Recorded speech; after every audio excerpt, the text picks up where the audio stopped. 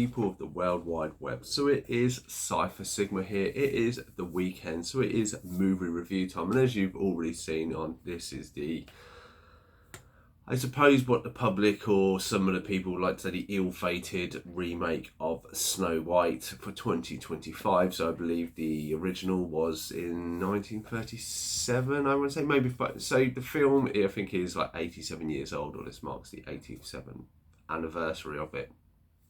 This comes from director Mark Webb, who obviously I mostly know from the Amazing Spider-Man movies. It runs for an hour and 49 minutes.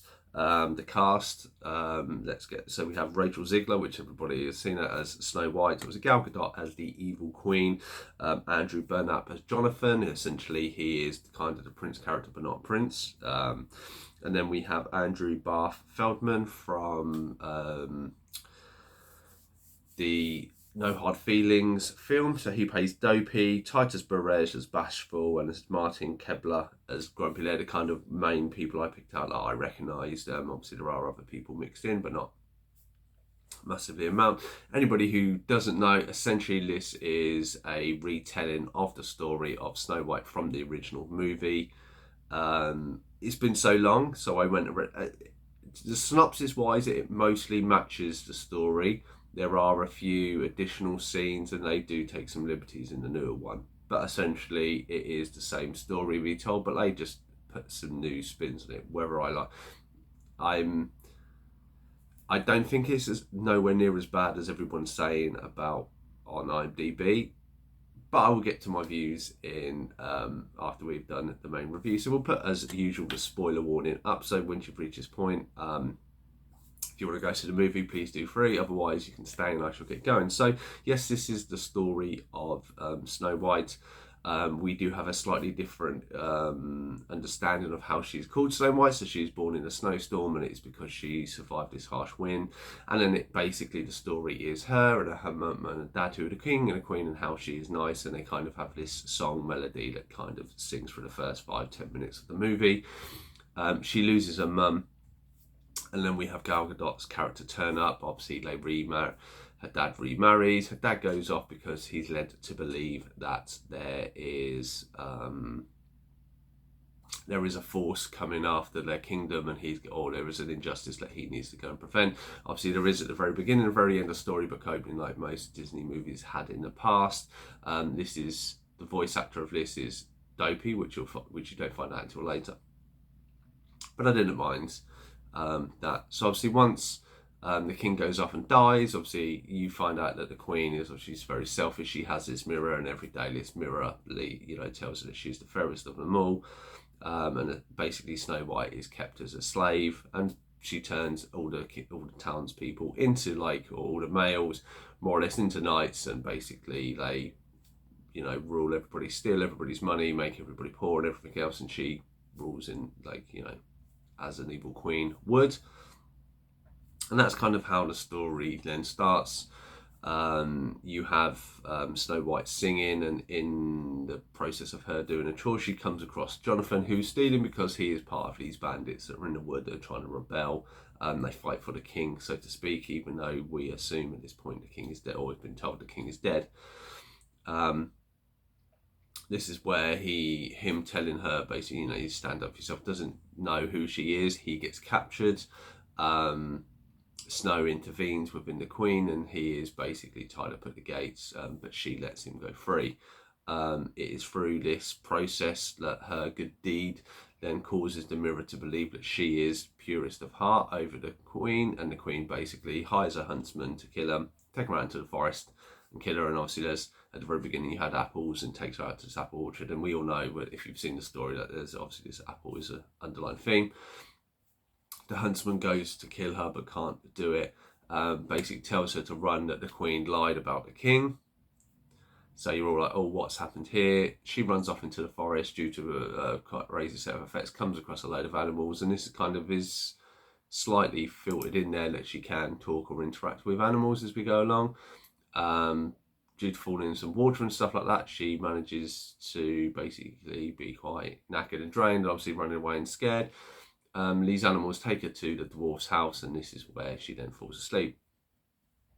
Cut to the mines, Hi Ho song comes, and we interrupted with the dwarves, so they have this massive elongated song going through the mines. They all have this special power where they glow their hand and they put it on the rocks and it goes, which was quite cool. And then they come home and find Snow White is there. This is when they realise of Snow White is who Snow White is, and she's the princess. This is where you find out you meet all the dwarves. Dopey doesn't talk, and then you kind of have a ensemble of a few songs, like helping them clean and stuff, and whistle while you work and all this stuff. And then essentially, Snow White said, "No, I need to leave," and blah blah. She sets off, and the dwarves do what they do. Funny enough, as soon as she leaves, she magically comes across a load of the Queen's Knights searching for her, because obviously the mirror is still telling her that she's alive and the huntsman didn't do his job. But she manages to be saved by Jonathan. There's a scuffle. Jonathan gets hurt, and then Jonathan gets taken back with the rest of his gang. Now you've learned, kind of like Robin Hood. Doc manages to save his life. They all have a party sing-song, and then there's kind of this, we need to work on this. What's happened to the king? Is the king still alive? That's the belief that it's all been a lie. So Jonathan sets out to kind of see what's going on.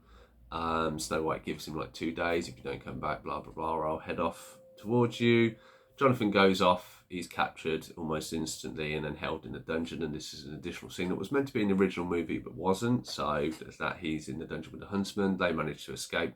During the process of this, Gal Gadot has a kind of affirmation that she's going to poison her. You see the spell. She creates the apple, turns into the old hag, and then she goes to some of the dwarfs' home as they're out, and then basically she poisons Snow White, as we've all seen from the previous movie. This is where kind of then the story doesn't end exactly as it was from what I've read the synopsis, and I cannot remember because it's been so long. It must be like 20-30 years since I've watched the movie. Gal Gadot goes back to her castle as Jonathan's making his way back to Snow White. When he comes across, she's asleep. Obviously, they realise that the spell can be broken. Well, he kisses her, and obviously true love. She awakes, and then basically everyone gets together and let's go overthrow the Queen.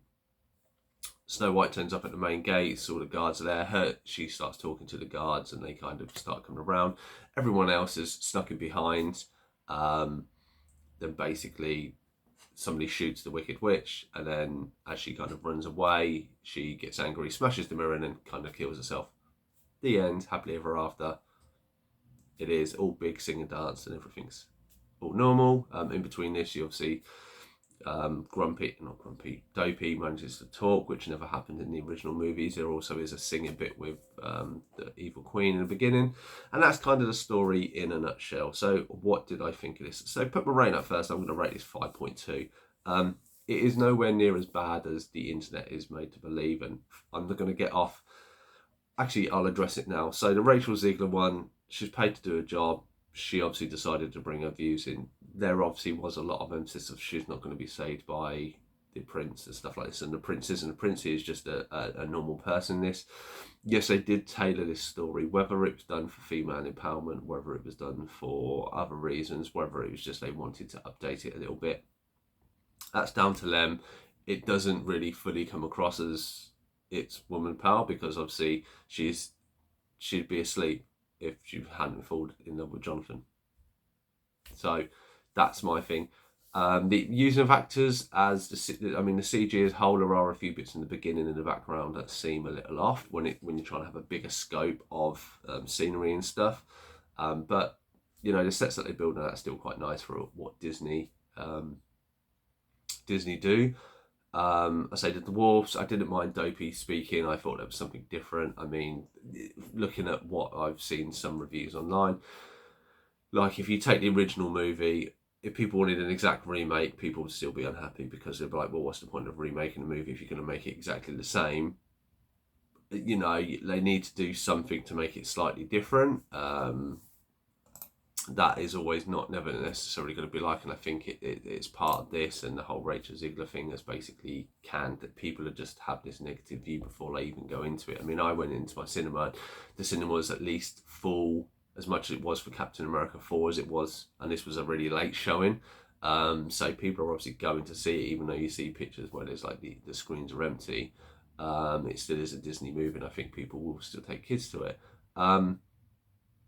So going across the board, Rachel Ziegler, to be honest, apart from her personal side of things, I thought she worked quite well as Snow White. The singing was, some of the songs were alright, some of the songs were a bit pain.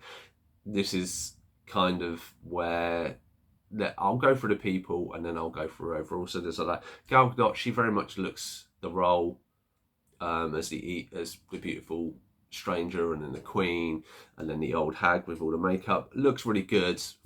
Apart from that, she did not come across as much an evil queen. There's only kind of one early scene on where she's singing and dancing and everyone's helping and stuff, and I was like, this isn't an evil queen, this is like a musical, and this is where I think they've gone a little bit completely wrong with this movie in my eyes, in Disney, from Disney side of things. Andrew Burnap, Jonathan, he's all right. The first song he gets to sing is absolutely horrendous. I don't even know why it's in there, and they didn't spend enough time with these two having a connection. These two meet, don't really have a connection. She frees him. He thinks nothing more than she's just a slave girl. Then magically, when they come across each other in the forest, it's all magically, I'm kind of interested in you, and I will sacrifice for you. But there doesn't feel like there's massive chemistry between these two, or the story's not, that doesn't give enough background to these or enough time for them to develop it. In the original, it was, I believe, Snow White's in the forest and she meets the prince by mistake, and then they have this connection, and there's this initial connection that doesn't happen, and this is where I'm like, why didn't you do that?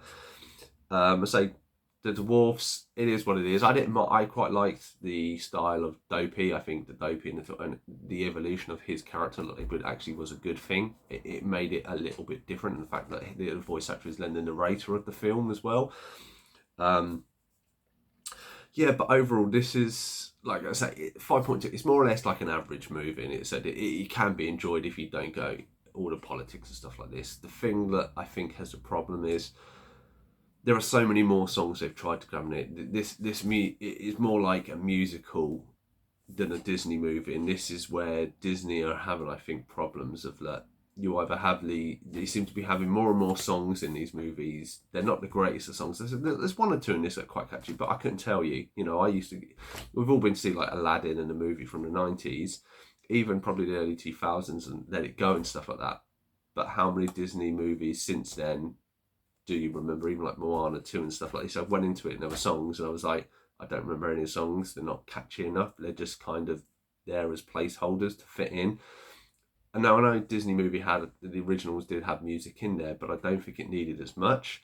You need to spend more time not singing and developing the story of the characters a little bit more to give people that background to kind of connect with them a little more, I feel. I say Rachel Ziegler, I didn't mind her. Obviously, their choice style of how they dressed her and stuff like that is down to them. But I say some of the songs, she has a good singing voice, and her acting isn't that bad. It's just obviously her personal views are obviously overshadowing all of this. I say Gal Gadot, I wasn't a big fan. Andrew is and I did have a few other points, but now I'm kind of losing. Yeah, and kind of how the story is. It's very, say with the musicals and stuff, even the dwarfs of, you see them I Ho, and they have a bigger song, and they have this glow power, and it's always really good for that scene, and then it's not used again. And this is the one, and then like Jonathan has this group of people, and it's almost like they're brought in for the sake of it, just to add more characters to the one, but they don't really do a lot. It's kind of one that may have, it's like, oh yeah, you two have a relationship because you've only been in it 2 scenes, and then they're kind of together at the end of the 3rd scene, and all one of them's doing is he shoots a crossbow, and that's kind of his motto, but didn't relate or link to anything. I was just like, that's just a bit weird having that there for that instance. And this is where it feels kind of very disconjointed, and even the fact of the king, so the Snow White character as the young girl was singing in the doesn't kind of connect with her mother at all. Then she disappears, and it's all more or less, it's about my dad, it's about my dad, it's about my dad. And then it's like he rows off, and then he's killed, and then the huntsman's like, no, you don't know, he lied about your dad. And then you find out he's dead anyway. I was like, well, what did she lie about? Where was that? And then that kind of, she runs, gets scared, and then comes across the kind of evil forest, and then you see some eyes, it looks like a wolf, and then it's a deer. And I didn't mind the animal side of things, and then leading her to it, but it's just very much like I don't know what was going on with the story. I don't know if there were reshoots. I don't know, and it's just like, as I say, when I read back the synopsis, it does very much match quite a lot. But after the apple and stuff, the evil witch is killed, which I can't remember that from back if that does happen. But I just feel that, they couldn't have done an exact copy because people would get annoyed. I get it, the fact there are reasons of like not using divorce or CGI and stuff, but I just feel like let's take half the songs out, let's build a little bit more of the story, because it isn't the biggest film, it's under 2 hours. And I think if they'd spent a bit more time on there, and maybe Rachel Ziegler hadn't opened her mouth, it probably would be rated a lot more. I say it's definitely not the worst film, and if you watch this and Dragon Ball, I still feel is by far the worst film. But that has been my review of Snow White. Have you seen this movie? What are your thoughts and feelings? Let me know in the comments down below. Otherwise, hope you're having a nice weekend, and I shall see you in the next one.